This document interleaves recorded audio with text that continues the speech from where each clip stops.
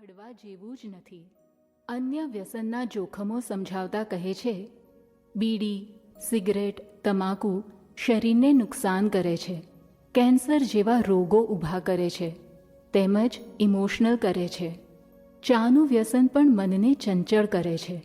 છતાં દારૂ જેવા વ્યસનમાંથી છૂટાતું ન હોય તો પાન, સોપારી કે સિગારેટ જેવા નાના વ્યસન પર આવી જઈને દારૂમાંથી તો ત્વરિત છૂટી જવા જેવું જ છે. ત્યારબાદ અન્ય વ્યસનમાંથી પણ સ્ટેપિંગથી ધીમે ધીમે છૂટી જવું. વ્યસન માત્ર માણસની સ્વતંત્રતા પર તરાપ મારે છે ને પરવશ કરી દે છે. આવું વ્યસનના તાબામાં આપણે રહેવું પડે ને એના પરતંત્ર રહેવું પડે એ શિદને પોસાય.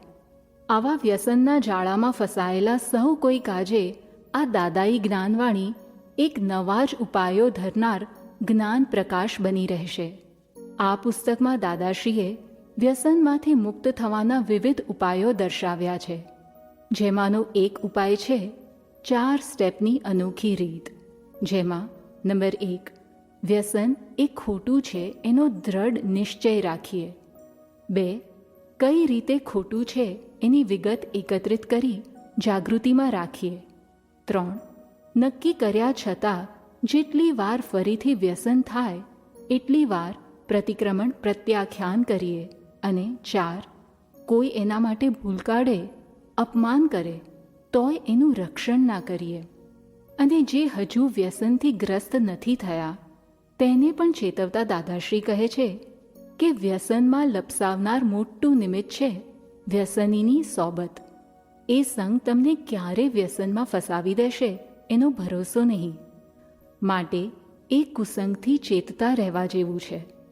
જેને પોતાને વ્યસન છે એ વ્યક્તિ માટે તો આ પુસ્તકમાંથી ઘણી બધી ચાવીઓ મળશે જ, પણ સાથે સાથે પોતાની નજીકની વ્યક્તિઓમાં અથવા કુટુંબમાં કોઈને વ્યસન છે તો એની સાથે પોતે કઈ સમજણ સાથે વ્યવહાર કરવો એ અંગે દાદાશ્રીએ અર્પેલી સમજ પણ નવો જ દ્રષ્ટિકોણ બક્ષશે, જેથી કરીને પોતાને રાગ દ્વેષ ના રહે અને સામી વ્યક્તિને પણ વ્યસનમાંથી બહાર નીકળવા માટેની પોઝિટિવ સાઇન થાય. વિવિધ વ્યસનો ધરાવનાર વ્યક્તિઓના મૂંઝવતા પ્રશ્નોના સમાધાન રૂપે નિમિત્તાધીન દાદાશ્રીની જ્ઞાનવાણી નીકળી છે, જેને અત્રે એક સૂત્રતા લાગે અને વાચકને વ્યસનમાંથી છૂટવાનો પદ્ધતિસરનો ઉકેલ મળે એ રીતે સંકલન કરવાનો પ્રયત્ન કર્યો છે. જેમાં ક્યાંક ક્ષતિ ભાસે તો તે જ્ઞાનવાણીની નહીં પરંતુ સંકલનાની જ ક્ષતિ હોઈ શકે છે. તે અર્થે હૃદયપૂર્વક ક્ષમાયાચના. જય સચ્ચિદાનંદ.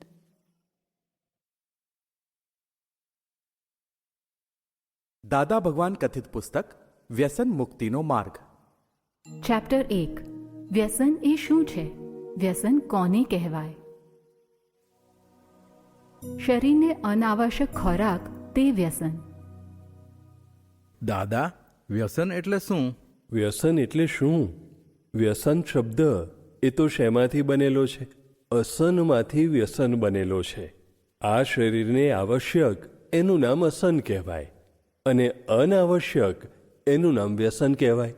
અસન એટલે ખાવું અને વ્યસન એટલે વિશેષ ખોરાક, વિશેષ અસન, અતિરેક, જેની જરૂર નથી, જેના વગર શરીર ચાલે એવું છે.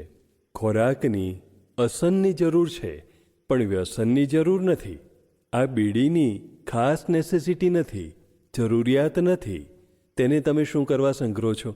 ચા, બીડી, પાન, તમાકુ વગેરે જેના વિના ચાલે તેમ છે તેને લોકો વ્યસન કહે છે. આપણે પણ બહુ મૂવી જોવાનું વ્યસન પડ્યું હોય તો? તેનો વાંધો નહીં. મૂવી જોવાનું એ વ્યસન ના કહેવાય. વ્યસન એટલે ઇન્ટોક્સિકેશન, નશો છે જેમાં કે જેના વગર આપણને છૂટકો જ ના થાય, આપણને પરવશ જ બનાવી દે, પોતાને વશ કરી લે એનું નામ વ્યસન. અને પેલું ટોકીઝમાં તો આપણે પેલા ફ્રેન્ડ આવે તો ના જવું હોય તો ના જઈએ, એને વ્યસન નથી કહેવાતું, એ તો આદત પડી ગઈ કહેવાય છે. તો એ વ્યસનને આદત કેમ ન કહેવાય અને મૂવી જોવાને આદત કેમ કહેવાય? આદત એટલે જેમાં મનનો ખોરાક હોય પણ દેહને વાણીનો ખોરાક ના હોય.